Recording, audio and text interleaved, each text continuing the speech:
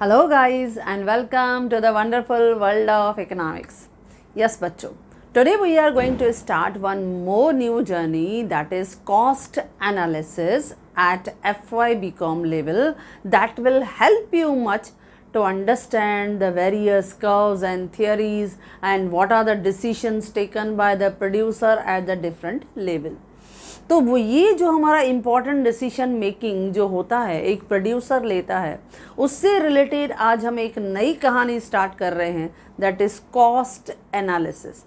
और इस cost analysis में एक प्रोड्यूसर किस तरह से अलग अलग कॉस्ट को कंसिडर करता है, किस तरह से अलग अलग कॉस्ट एक प्रोड्यूसर्स के सामने आती हैं, किस तरह से उसका डिसीजन अफेक्ट होता है, किस तरह से वो कॉस्ट को जो है वो हमें शॉर्ट रन में लॉन्ग रन में दिखाई देंगे। अब ये जर्नी अभी हम स्टार्ट कर रहे हैं जो FY BCom लेवल पे बहुत ही इम्पॉर्टेंट टॉपिक है।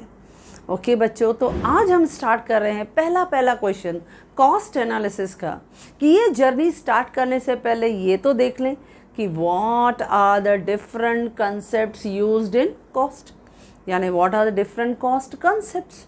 कौन कौन से कॉस्ट के कॉन्सेप्ट्स हैं जो जनरली एक प्रोड्यूसर जो है अपने प्रोडक्शन प्रोसेस में हमेशा फेस करता है, और वो हम बहुत ही ईजिली हर एक कंसेप्ट को समझते जाएंगे। At least we will understand that concept so that we can understand the comparison of that cost in short run and long run very easily, as you know that simplicity is our main motto. तो आज हम देखेंगे हमारा पहला first question कि what are the different cost concept. कौन कौन से कॉस्ट कंसेप्ट्स हैं जो हमेशा एक प्रोड्यूसर जो है जब एक प्रोडक्शन प्रोसेस को कंटिन्यू करता है, एक प्रोडक्शन प्रोसेस के लिए डिसीजन लेता है, तो कौन से डिफरेंट कॉस्ट कंसेप्ट्स को वो डील करता है। तो आज हम वो फर्स्ट क्वेश्चन जो है वो हमारे इस कॉस्ट एनालिसिस की जर्नी में स्टार्ट कर रहे हैं। नाउ जब हम कहते हैं कि कॉस्ट, तो cost means what? Cost means the expenditure which is incurred by a producer for producing a commodity. एक कमोडिटी को प्रोड्यूस करने के लिए एक प्रोड्यूसर जो है he has to incur some expenditure on 4 factors of production, that is land, labor, capital and entrepreneur। इन 4 factors को हम क्या कहते हैं? Factors of production. इन 4 फैक्टर्स ऑफ प्रोडक्शन को वो इस तरह से कोऑर्डिनेट करता है, इन अ डिफरेंट प्रोपोर्शन में यूज़ करता है, so that he can easily produce the goods and services. तो इस तरह से कॉस्ट जो है it is incurred by a producer, वो इंकर्ड करता है to produce the goods and services. तो पहले हम डेफिनेशन देखते हैं कॉस्ट का। Cost means what? Cost means the expenditure incurred on producing a commodity.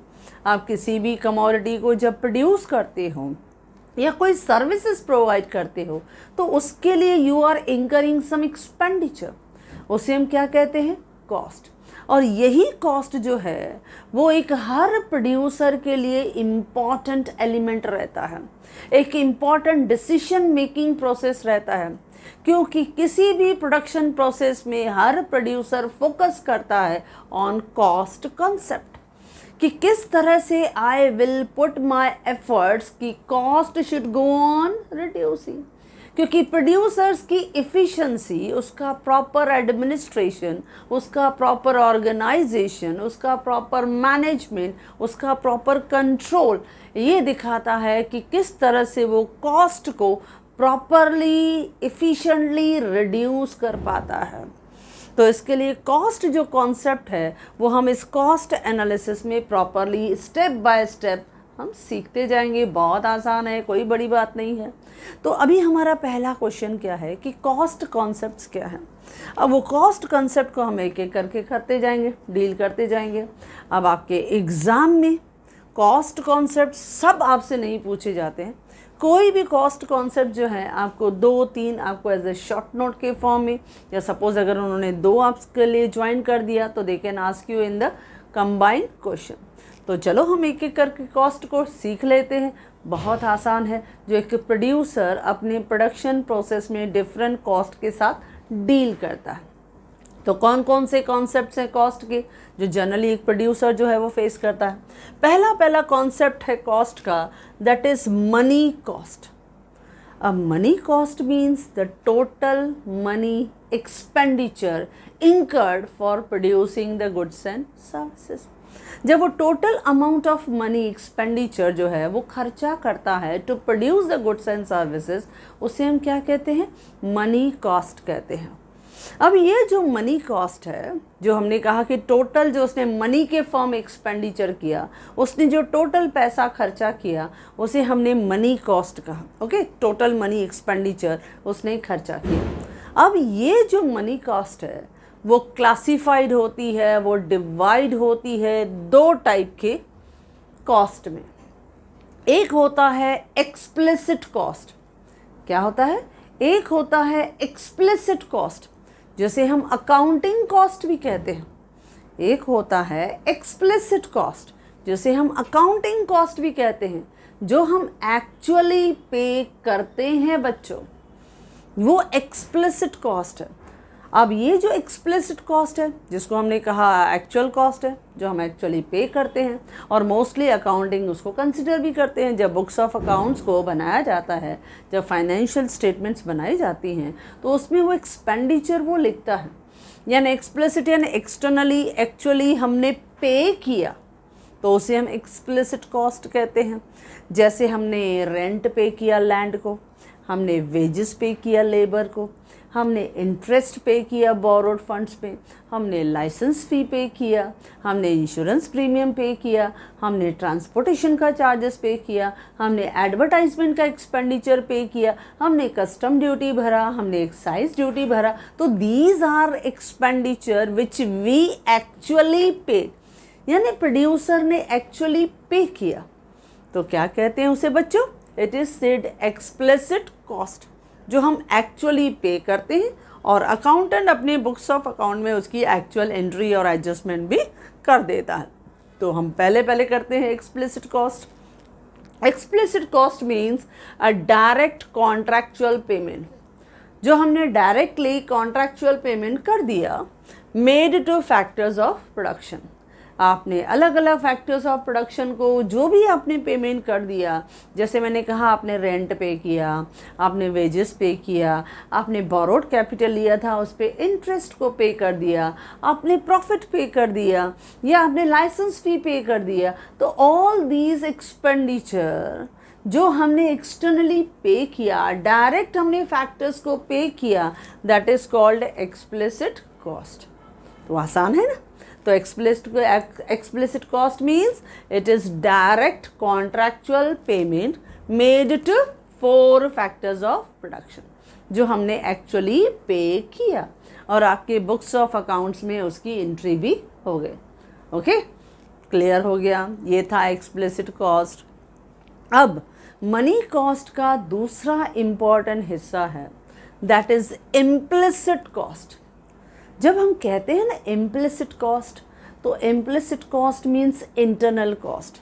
It is actually said imputed cost.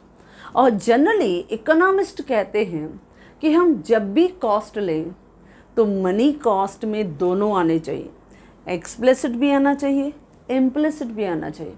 यानी जो भी हम टोटल कॉस्ट लें, टोटल मनी कॉस्ट, उसमें एक्सप्लिसिट भी आना चाहिए, इम्प्लिसिट भी आना चाहिए। लेकिन जो इम्प्लिसिट कॉस्ट है वो एक्चुअली पेड नहीं होते हैं, वो इंटरनल कॉस्ट है। लेकिन इकोनॉमिस्ट कहते हैं कि वो भी कॉस्ट कंसिडर करना चाहिए। तो वो इम्प्यूटेड पेमेंट क्या होता है? सपोज लैंड जो है वो ओनर की अपनी लैंड है, जिस पे उस बिल्डिंग में, वो फैक्ट्री में production process is going on. तो अगर वो लैंड आपने किसी से लीज पे लिया होता, रेंट पे लिया होता, तो you might have paid the rent. लेकिन it is owned by you, तो you should pay rent to own self. आप अपने आप को, योर सेल्फ को आप रेंट पे करो। या when you are working as a labour, आप लेबर बन के काम कर रहे हो, आप प्रोडक्शन प्रोसेस का हिस्सा हो, तो you should pay wages to yourself. आप वेजेस भी दो। या suppose you are investing your own capital, आप अपने रिसोर्सेस इन्वेस्ट कर रहे हो तो आप इंटरेस्ट भी अपने आप को दो। तो इस तरह से आपको अपने आप को पेमेंट करनी है। या normal profit, because when you are organising each and every activity, you are managing all the resources properly, you are working very efficiently, तो इट इज़ योर राइट कि you should be given some normal profit. तो ये imputed cost है। क्या कहा बच्चों? Imputed cost है, यानी इंटरनल कॉस्ट है जो आपको मिलना चाहिए। तो चलो डेफिनेशन करते हैं, बहुत आसान है, समझ गए तो आराम से हम समझ जाएंगे। तो implicit cost means what? Implicit cost means imputed. नहीं समझ में आया, छोड़ दो, इंटरनल बोलो। It is imputed or internal payment which are not actually paid out by the firm. जो फर्म ने एक्चुअली पे नहीं किया, लेकिन इकोनॉमिस्ट इसके फेवर में होती है कि these cost should be considered, उसको टोटल कॉस्ट में ऐड करना चाहिए। दैट इज़ वाई जब भी एक टोटल कॉस्ट को हम कंसिडर करते हैं तो इकोनॉमिस्ट कहते हैं खाली एक्सप्लिसिट मनी कॉस्ट को कंसिडर नहीं करो, एक्सप्लिसिट कॉस्ट और इम्प्लिसिट कॉस्ट दोनों को प्लस करो तो क्या मिल जाएगा? Total cost. तो total cost means explicit cost plus implicit cost, दोनों को ऐड कर दो। अच्छा, फिर इकोनॉमिक प्रॉफिट कैसे मिलेगा? जब आप टोटल रेवेन्यू में से टोटल कॉस्ट, ये जो टोटल कॉस्ट था एक्सप्लिसिट भी और इम्प्लिसिट भी, दोनों प्लस करके टोटल रेवेन्यू में से माइनस करो, तो जो नेट रेसिड्यू बच गया that is economic profit enjoyed by a producer. तो ये था पहला मनी कॉस्ट, जो एक इम्पॉर्टेंट मनी कॉस्ट जो है एज अ शॉर्ट नोट करके आपके इसमें पूछा जाएगा, क्योंकि मैंने पहले ही कहा ये इतने सारे कॉस्ट के कॉन्सेप्ट एक साथ आपसे नहीं पूछे जाएंगे। यू शुड अंडरस्टैंड, आपको पता होना चाहिए ये कॉन्सेप्ट्स क्या है, बहुत इजी हैं, क्योंकि अभी हम कॉस्ट की पूरी थियरीज को जज करेंगे बच्चों। तो यू शुड नो इट कि कौन कौन सी कॉस्ट के साथ हम डील करते हैं। एज अ प्रोड्यूसर जब वो डिसीजन लेता है तो कौन सी कॉस्ट उसके सामने जो है वो फेस करता है। तो पहला हमने देखा first term money cost. Money cost कितने पार्ट्स में डिवाइड होती है बच्चों? 2 पार्ट्स। एक है explicit cost. Explicit cost means direct contractual payment, जो आपने एक्चुअली पे किया to the 4 factors of production. और implicit cost means imputed, that is internal payment which are not actually paid out by a firm, जो actually pay नहीं की जाती है, लेकिन as a businessman, as a producer, you must calculate that imputed cost to find out the actual economic profit. क्योंकि जब हम total cost करेंगे तो टोटल कॉस्ट में इकोनॉमिक में आपका एक्सप्लिसिट कॉस्ट और इम्प्लिसिट कॉस्ट दोनों प्लस, वो क्या देगा आपको? Total cost.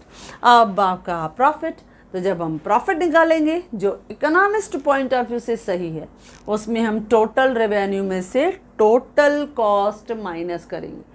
जब हम कहते हैं ना टोटल रेवेन्यू में से टोटल कॉस्ट माइनस करेंगे, क्योंकि हम प्रॉफिट को कैलकुलेट कर रहे हैं, तो हमने क्या देखा?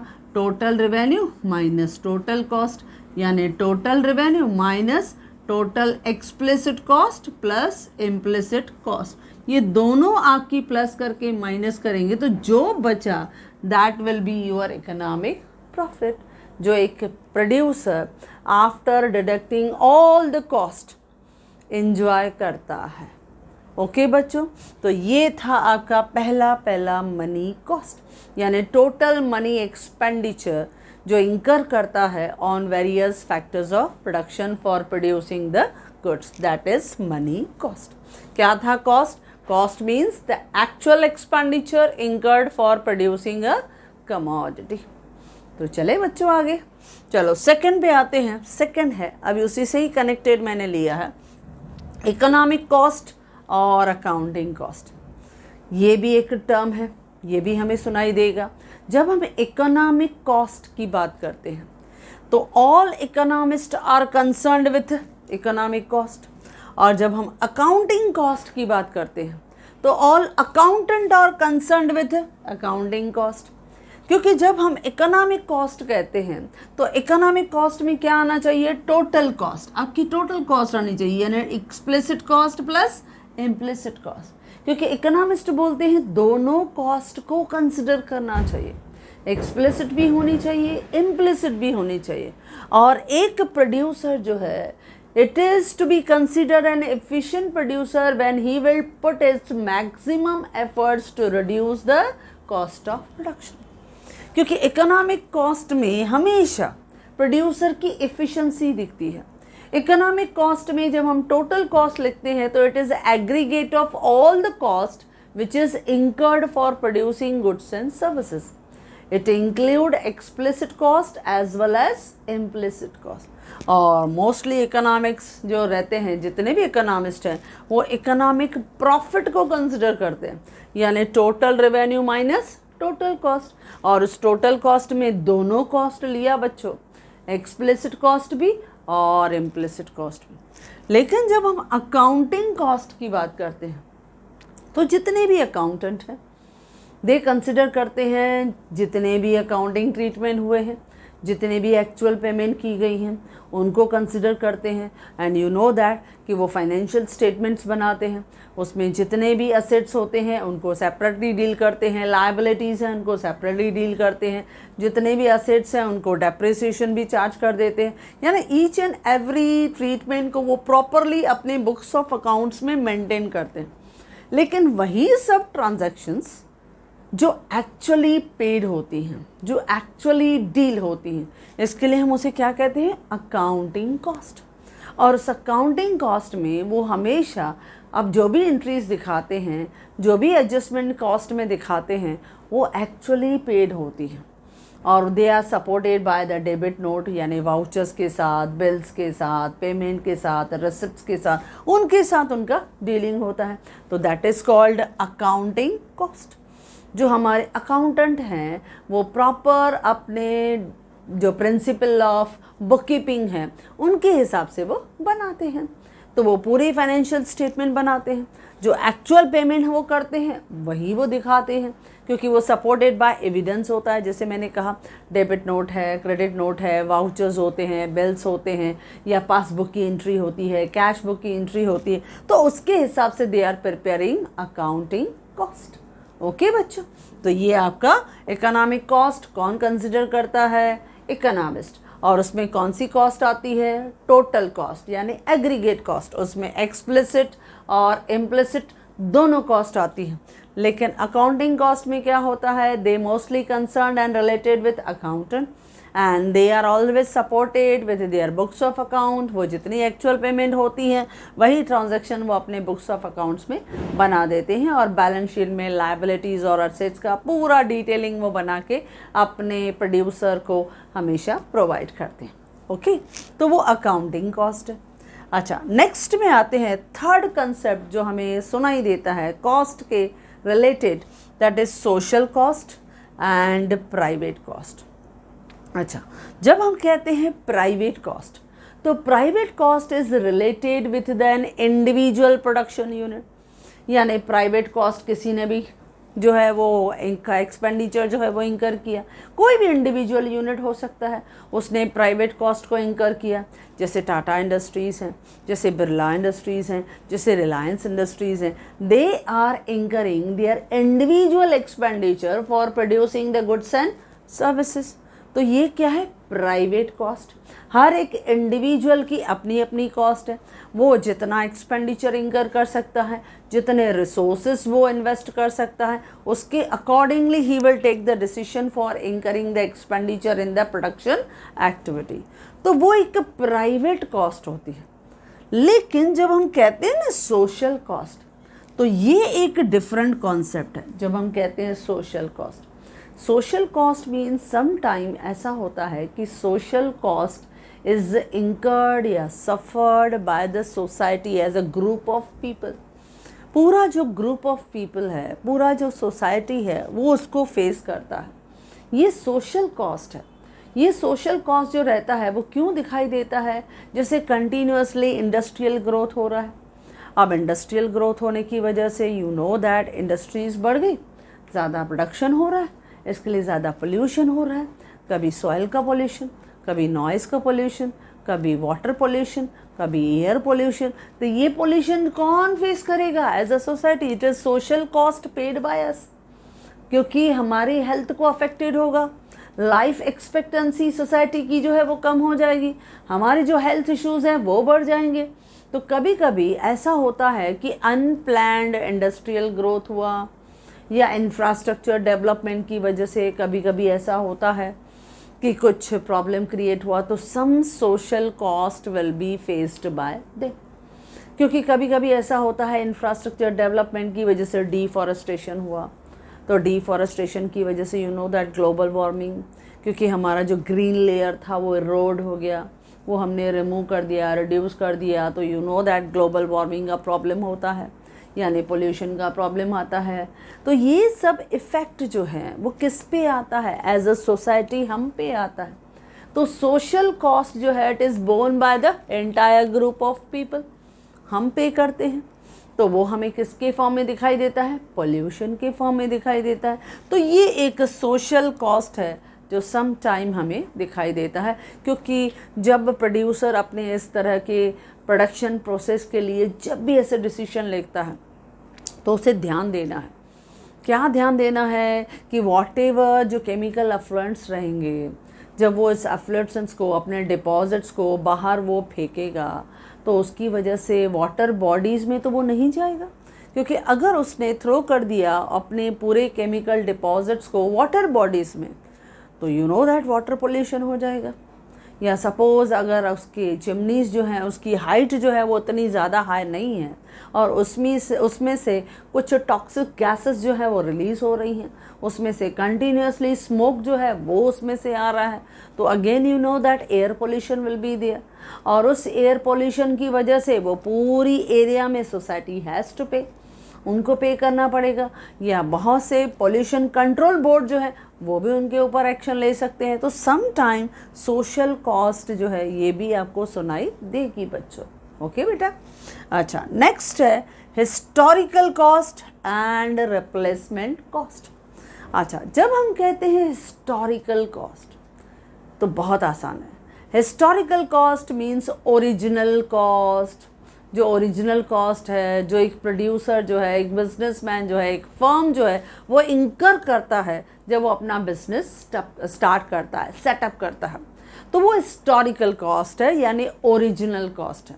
लेकिन जब हम कहते हैं रिप्लेसमेंट कॉस्ट, यानी जब हम उसी पर्टिकुलर असेट को आज हम रिप्लेस करेंगे तो हमें कितना देना पड़ेगा, that is called replacement cost.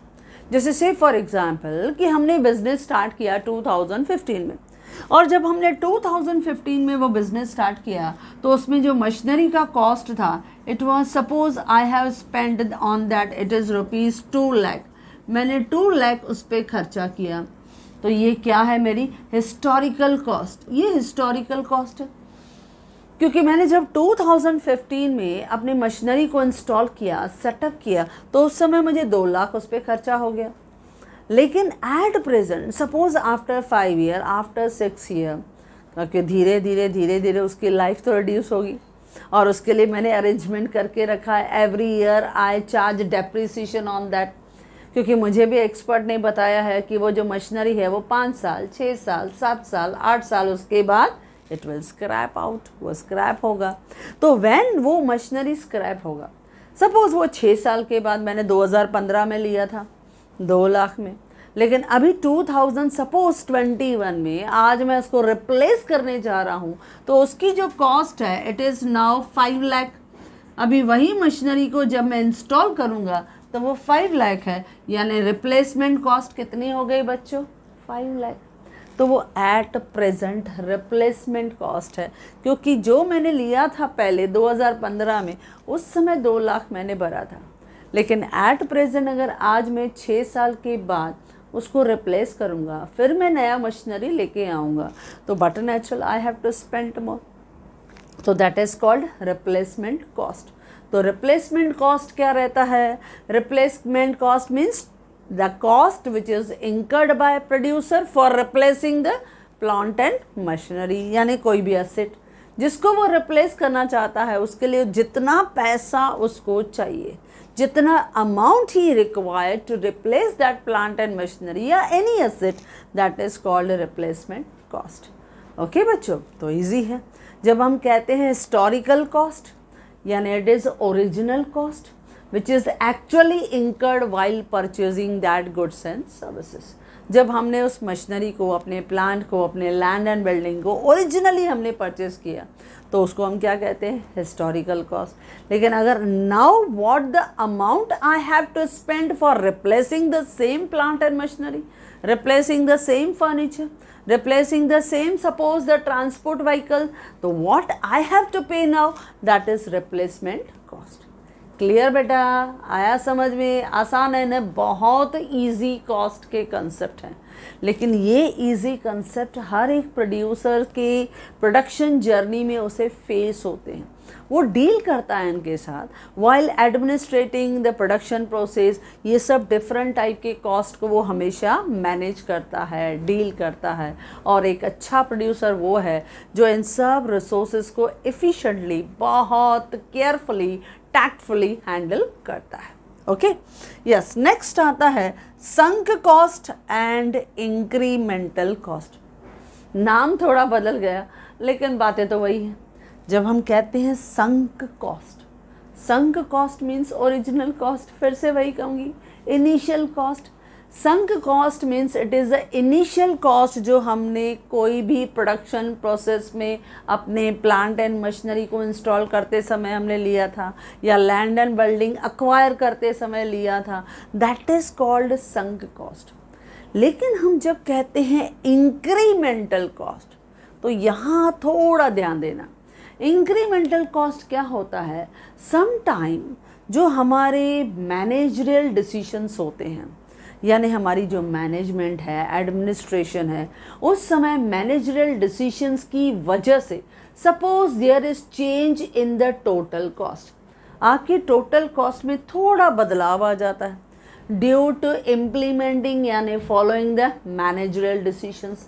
तो समझो उनकी मैनेजरियल डिसीजन थोड़े टाइम के बाद बदल गए, उन्होंने स्पेशलाइज्ड लेबर को रख दिया, उन्होंने मैनेजमेंट में काफ़ी हाईली क्वालिफाइड स्टाफ को अपॉइंट कर दिया, तो कुछ कॉस्ट जो है वो ऐड हो जाती है, वो इंक्रीज हो जाती हैं, that is called the incremental cost. जब हम कहते हैं ना संक कॉस्ट, तो that is called initial cost, that is called original cost, जिससे हमने अपने बिजनेस को सेटअप किया था इन द मार्केट, जहाँ से हमने बिजनेस स्टार्ट किया था, जहाँ से हमने जर्नी शुरू की थी, तो वो था हमारा ओरिजिनल इनिशियल संक कॉस्ट। लेकिन क्या होता है, जैसे जैसे मार्केट में कंपटीशन बढ़ती है तो हमें अपने टेक्नोलॉजी को भी अपग्रेड करना पड़ता है, न्यू कंप्यूटराइज मशीनरी हमें चाहिए, हमारा जो मैनेजरियल स्टाफ होना चाहिए वो भी हाईली क्वालिफाइड एंड टैलेंटेड होना चाहिए, तो हमें कुछ एक्सपर्ट स्टाफ की ज़रूरत पड़ती है,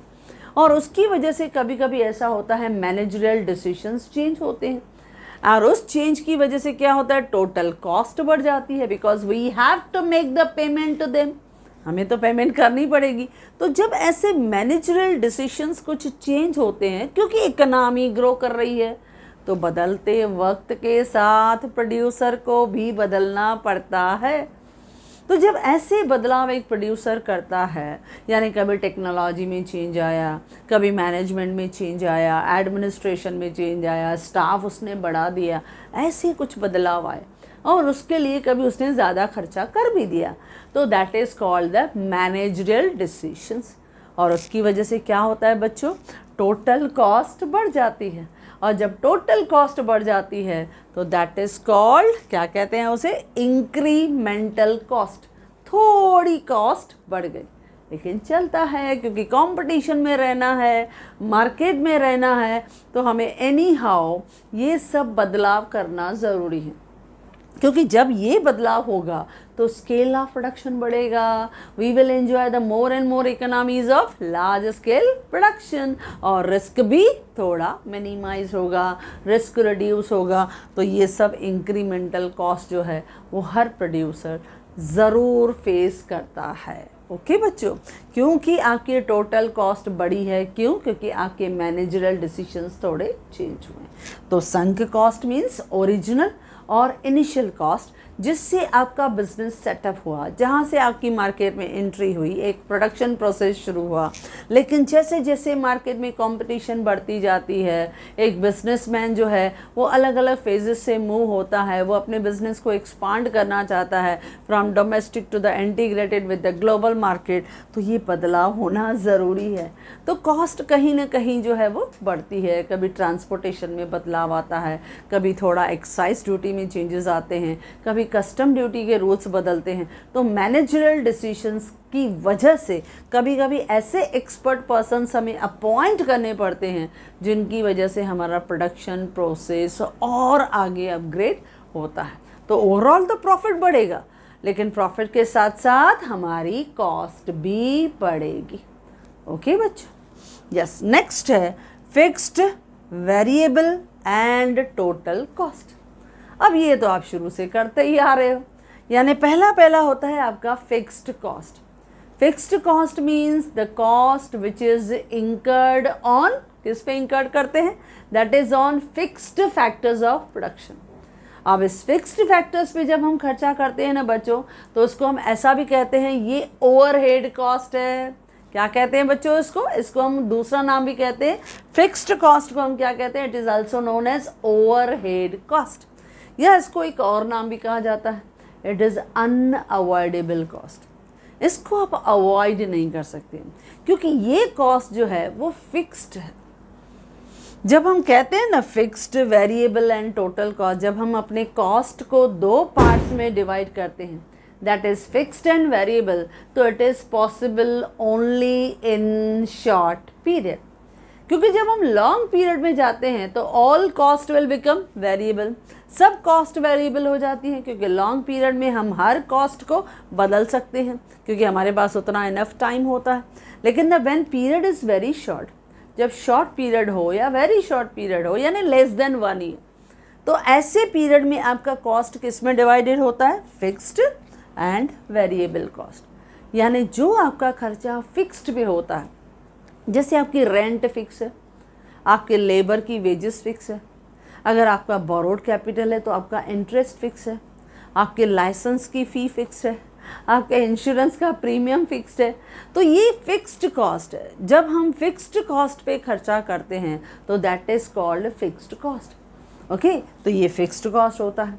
और कुछ खर्चा किस पे रहता है? That is on variable cost. जब हम वेरिएबल कॉस्ट की बात करते हैं तो it is directly related with the output, वो आउटपुट के साथ रिलेटेड होता है।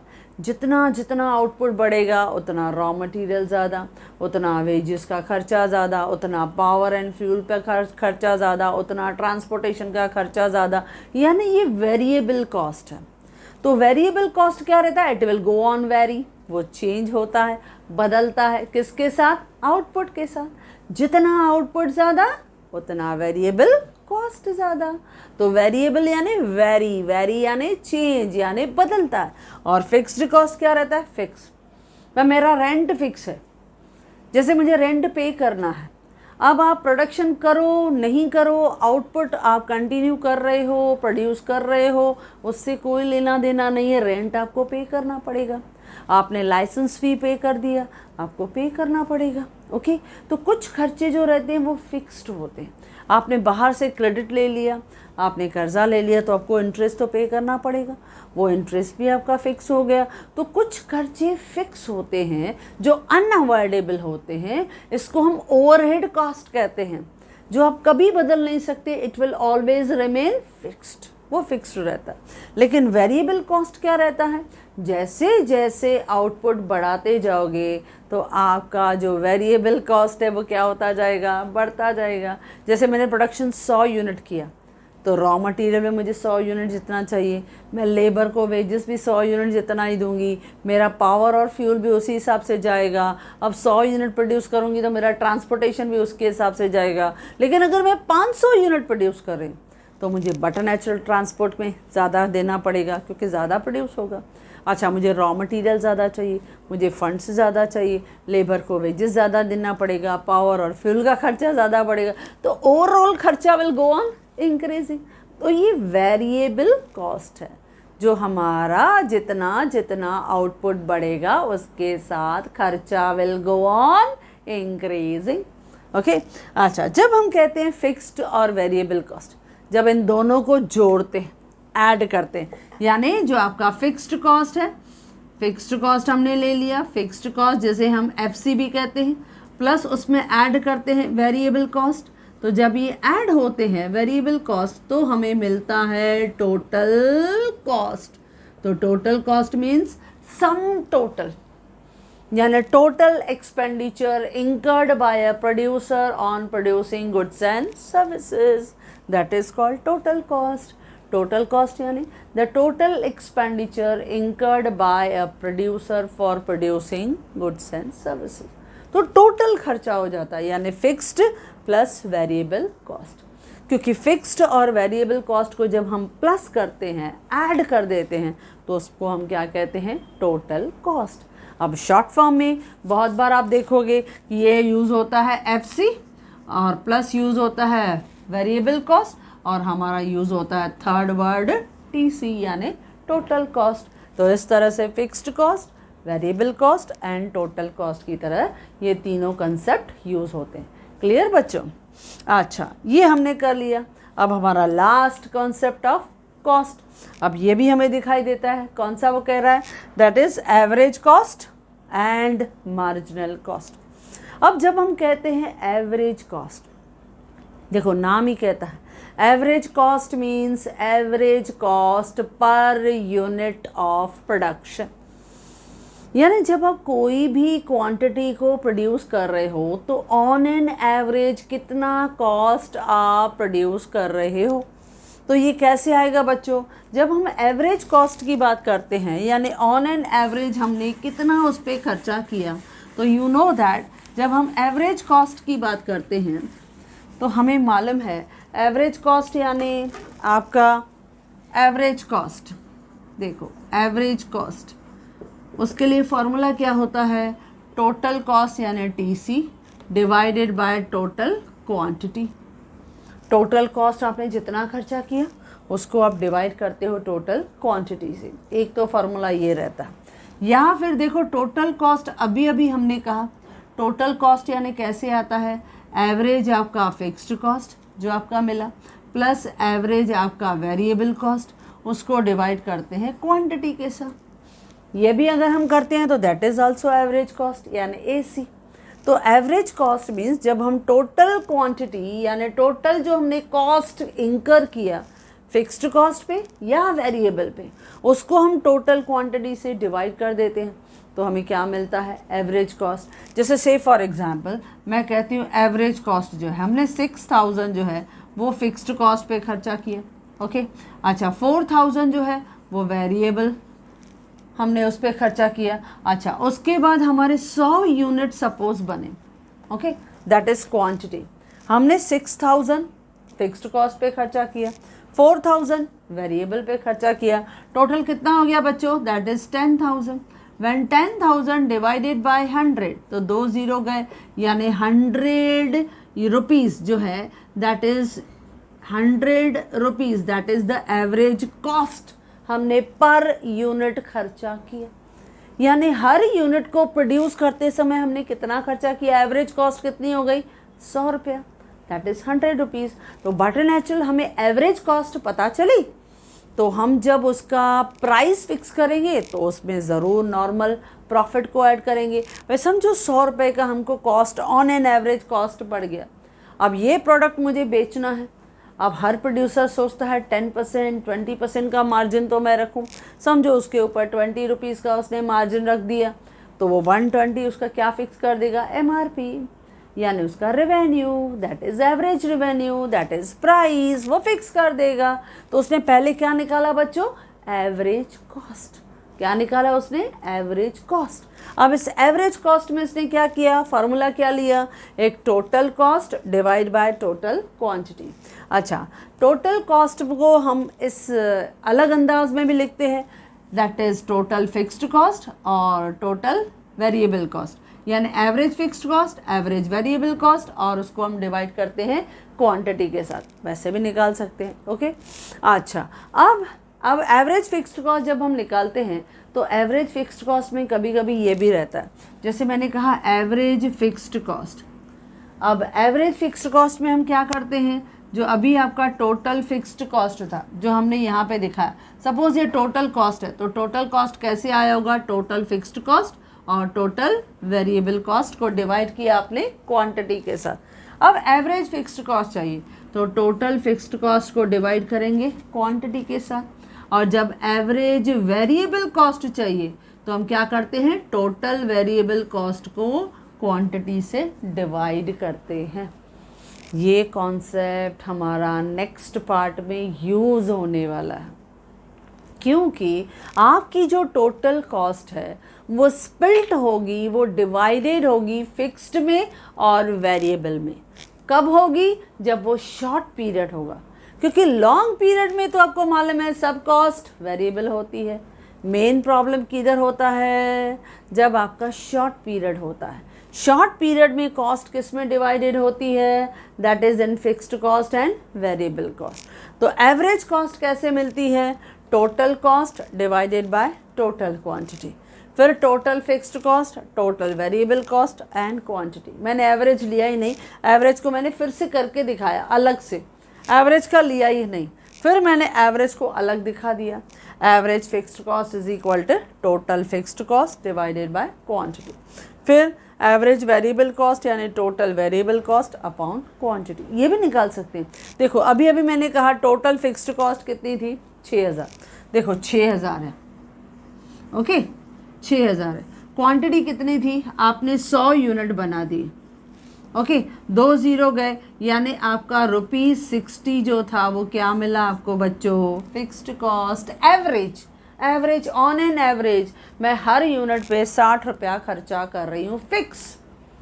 अच्छा, वेरिएबल कॉस्ट कितना था? टोटल हमने अभी अभी देखा, दैट इज 4000। अच्छा, कितना यूनिट्स आपने प्रोड्यूस किया? 100। तो 2 0 गए, यानी ऑन एन एवरेज 40 रुपया मैं ऑन एन एवरेज हर एक यूनिट पे एडिशनल खर्चा कर रही हूँ। किस पे? रॉ मटेरियल पे, वेजेस पे, पावर पे, फ्यूल पे। मेरा कितना खर्चा हो रहा है? 40 रुपया। अच्छा, जब अभी एवरेज फिक्स्ड कॉस्ट, अब मैंने क्या किया? एवरेज फिक्स्ड कॉस्ट और एवरेज वेरिएबल कॉस्ट को जब मैं ऐड करूँगी तो मुझे क्या मिलेगा? Average cost. क्या मिलेगा मुझे? Average cost. Fixed cost average कितना था? 60। वेरिएबल कॉस्ट कितना था? 40। ऐड किया तो ऑन एन एवरेज मुझे कितना खर्चा किया? 100, जो मैंने पहले ही निकाल दिया कि ऑन एन एवरेज मैंने 100 रुपीज़ खर्चा किया। देखो किसी भी तरह से आए ये कॉन्सेप्ट्स हमें डील करने को मिलते हैं और ये कैलकुलेशन में भी मिलते हैं।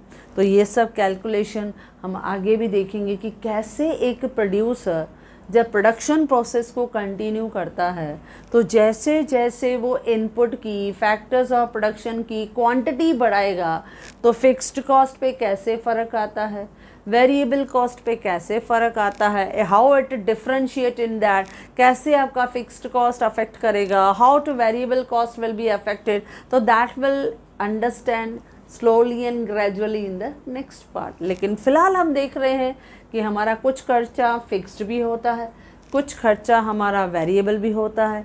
जब हम फिक्स्ड और वेरिएबल को मिलाते हैं तो क्या बनता है बच्चों? Total cost. और जब हम टोटल कॉस्ट को टोटल क्वांटिटी से डिवाइड करते हैं तो क्या मिलता है बच्चों? Average cost. कि समझो हमने 10 रुपया खर्चा किया तो 10 रुपया खर्चा मैंने कैसे फिक्स्ड में किया, कैसे वेरिएबल में किया, हर चीज़ का बाइफर्केशन। तो हर एक चीज़ को जब हम देखते हैं डिटेल में तो वो किस तरह के कॉस्ट के साथ रिलेट होता है। क्या वो टोटल कॉस्ट है, क्या वो फिक्स्ड कॉस्ट है, क्या वो वेरिएबल कॉस्ट है, क्या वो एवरेज कॉस्ट है, ये आपको ध्यान देना है। तो एवरेज कॉस्ट क्या है, on an average per unit cost. कि समझो एक मैंने कोई भी प्रोडक्ट बनाया, उस प्रोडक्ट को मैन्युफैक्चर करने में मेरा ऑन एन एवरेज कितना खर्चा आया, that is called average cost. Okay बच्चों, now the last cost that is marginal cost. क्या है ये मार्जिनल कॉस्ट? बहुत सिंपल, पढ़ते आए हैं 12th से। Marginal cost means the cost which is incurred by a producer for producing one more additional unit of commodity। अगर मैं एक और यूनिट ऑफ कमोडिटी को प्रोड्यूस कर रहा हूँ तो मेरा एक्स्ट्रा खर्चा कितना होगा, मेरा एडिशनल खर्चा कितना होगा, दैट इज़ द इम्पॉर्टेंट। अब अभी हमने क्या कहा, हमने 100 यूनिट बनाए, बराबर। हमने 100 यूनिट बनाया, 100 यूनिट बनाने के लिए मैंने 6000 फिक्स्ड पे खर्चा किया, 4000 मैंने वेरिएबल पे खर्चा किया, टोटल मैंने 10,000 खर्चा किया, बराबर। 10,000 खर्चा कर लिया और मैंने जो क्वांटिटी था 100 यूनिट्स बना दिए, यानी हर एक यूनिट पे मैंने लगभग 100 रुपया खर्चा किया। ओके, ये मेरा कैलकुलेशन था। पर सपोज़ अगर मुझे मार्केट से ज़्यादा कस्टमर्स मिल रहे हैं तो what I will see it, क्योंकि आगे चल के मुझे प्रोडक्शन तो बढ़ाना ही पड़ेगा ना। तो एज अ प्रोड्यूसर मुझे क्या सोचना है, मुझे क्या डिसीजन लेना है कि जब मैं 100 यूनिट्स तक बना रहा हूँ तो ऑन एन एवरेज मेरा 100 रुपया तो कॉस्ट लग ही रहा है खर्चा। लेकिन अगर मैं 101 यूनिट बनाऊँ तो, अगर एक एक्स्ट्रा यूनिट बनाऊँ तो, अगर एक एडिशनल यूनिट बनाऊँ तो कितना खर्चा आएगा। तो again I have to do some calculation, तो मुझे वो कैलकुलेशन करना है। तो उसके लिए हमें क्या देखते हैं, मार्जिनल कॉस्ट। मार्जिनल कॉस्ट यानी the cost which is incurred by a producer for producing one more unit of commodity. यानी एक एडिशनल यूनिट को जब मैं प्रोड्यूस कर रही हूँ, जैसे मैंने 100 यूनिट को प्रोड्यूस किया तो मैंने क्या दिखाया, जब मैंने 100 यूनिट को प्रोड्यूस किया तो मैंने दिखाया 100 यूनिट को प्रोड्यूस करते समय मैंने 10,000 खर्चा किया। तो जब मैं एडिशनल यूनिट को खर्चा करूँगा तो मार्जिनल कॉस्ट, देखो पहले तो फॉर्मूला देखो, marginal cost of n unit, उसके लिए क्या करना पड़ेगा, total cost of n minus total cost of n minus 1। अब मार्जिनल कॉस्ट ऑफ मुझे किसका चाहिए, देखो मार्जिनल कॉस्ट ऑफ मुझे चाहिए 101, एक एक्स्ट्रा यूनिट 101, एन यानी 101। तो उसके लिए जो टोटल कॉस्ट मुझे किसका चाहिए वो भी 101 का, 101 का मिला के टोटल कॉस्ट, और उसमें से मैं माइनस करूँगी total cost of n minus 1, यानी 101 में से 1 गया, यानी 100 यूनिट का टोटल कॉस्ट वो मैं माइनस करूँगी, क्योंकि n है 101, तो 101 में से 1 गया तो आपका कितना बचा, 100 यूनिट। ओके, अच्छा अब मुझे मालूम है टोटल कॉस्ट ऑफ 100 यूनिट, अभी हमने किया 10,000 खर्चा किया मैंने, 10,000 मैंने खर्चा किया, 6,000 फिक्स्ड पे, 4,000 वेरिएबल पे खर्चा किया। लेकिन जब मैं एक्स्ट्रा यूनिट एक और बना रही हूँ, अगर एक एक्स्ट्रा यूनिट बना रही हूँ तो मैंने डिसाइड करके कैलकुलेट करके देखा तो फिक्स्ड का तो ज़्यादा फ़र्क नहीं पड़ रहा था क्योंकि वो तो फिक्स था, लेकिन वेरिएबल का मुझे थोड़ा खर्चा, क्योंकि रॉ मटेरियल ज़्यादा और मुझे लेबर को थोड़ा लेबर चार्जेस देने पड़ेंगे, तो वो मिला के सपोज़ मेरा खर्चा हो रहा है 10,050 रुपीज़, 10,050 रुपीज़। ये 101 का टोटल कॉस्ट मिला के 10,000 तो मेरा खर्चा 100 यूनिट का ही था, लेकिन 50 रुपया मेरा और एक्स्ट्रा लग रहा था। तो ये जो मार्जिनल कॉस्ट है MC of 101 that is how much, 50 rupees, यानी मेरा रॉ मटेरियल पे और थोड़ा लेबर को मिला के 50 रुपये में मेरा एक नया यूनिट बन रहा था। तो एक प्रोड्यूसर को डिसीजन लेने में आसानी हो जाती है कि मैं फर्दर इन फ्यूचर प्रोडक्शन बढ़ाऊं कि नहीं, क्योंकि अगर मेरी कॉस्ट रिड्यूसिंग है तो मेरे लिए बहुत अच्छी बात है, क्योंकि मेरा प्रॉफिट बढ़ रहा है, क्योंकि मेरा रेवेन्यू तो सेम होगा। क्योंकि मार्जिनल कॉस्ट जो है वो एक प्रोड्यूसर को डिसीजन मेकिंग में हेल्प करता है। अगर मार्जिनल कॉस्ट इज रिड्यूसिंग तो प्रोड्यूसर प्रॉफिट अर्न कर रहा है, और अगर मार्जिनल कॉस्ट बढ़ रही है तो प्रोड्यूसर बोलेगा नहीं भाई इधर ही प्रोडक्शन स्टॉप करो क्योंकि मैं नुकसान नहीं सहूँगा। तो इसके लिए marginal cost is very important for a producer to decide its production level. इसके लिए मैंने कहा कि कॉस्ट इतना इम्पॉर्टेंट रहता है कि वो एक प्रोड्यूसर को इतना हेल्प करता है कि भाई मेरा खर्चा कितना होगा, क्योंकि उसको लगता है मेरा खर्चा कम होगा तो मेरा रिटर्न ज़्यादा होगा, इसके लिए वो खर्चे पे ज़्यादा फोकस करता है। लेकिन ऐसा नहीं है कि खर्चे को इतना ज़्यादा फोकस करेगा on the cost of customer satisfaction, ऐसा भी नहीं करेगा, क्योंकि उसे लॉन्ग रन परपेचुअल सक्सेशन चाहिए, लॉन्ग रन में कंपटीशन फेस करना है, मार्केट को ज़्यादा अपने इसमें कंट्रोल में रखना है, तो उसे क्वालिटी के साथ भी कॉम्प्रोमाइज़ नहीं करना है, प्लस उसको कॉस्ट भी कंट्रोल करना है। तो ये सब चीज़ें जो है अलग अलग कॉस्ट के जो कॉन्सेप्ट्स हैं वो हर एक बिजनेसमैन के लिए इम्पॉर्टेंट रोल प्ले करते हैं, जो आज हमने सीखे। पहला तो देखा मनी कॉस्ट, जो एक्सप्लिसिट कॉस्ट और इम्प्लिसिट कॉस्ट से रिलेटेड हैं, क्योंकि जितने भी इकोनॉमिस्ट हैं वो इसी को मिला के टोटल कॉस्ट को कंसिडर करते हैं, दोनों कॉस्ट देखना चाहिए, जबकि अकाउंटेंट सिर्फ अकाउंटिंग कॉस्ट को ही कंसिडर करते हैं। फिर हमने देखा सोशल कॉस्ट, क्योंकि ये सेक्रीफाइस होता है जो पूरा ग्रुप पूरा सोसाइटी उसको फेस करता है, और प्राइवेट कॉस्ट जो हर इंडिविजुअल अपना बिजनेस स्टार्ट करता है उसके लिए खर्चा करता है। जो हिस्टोरिक कॉस्ट है, जो ओरिजिनल कॉस्ट है, हम खर्चा करते हैं, लेकिन जब उसी प्रॉपर्टी को असेट को मुझे रिप्लेस करना है तो वो मेरा रिप्लेसमेंट कॉस्ट होगा। संग कॉस्ट जो ओरिजिनल और इनिशियल कॉस्ट है जब हमने अपने बिजनेस को सेटअप किया था, लेकिन कभी कभी मार्केट के साथ मैचअप करने के लिए हमें थोड़े इंक्रीमेंटल कॉस्ट खर्चा करने पड़ते हैं, क्योंकि मैनेजरल डिसीजंस वैसे होते हैं। Then fixed, variable and total cost जो शॉर्ट रन में दिखाई देता है, क्योंकि शॉर्ट रन में हमारी कॉस्ट दो पार्ट्स में डिवाइड होती है, एक फिक्स्ड और एक वेरिएबल।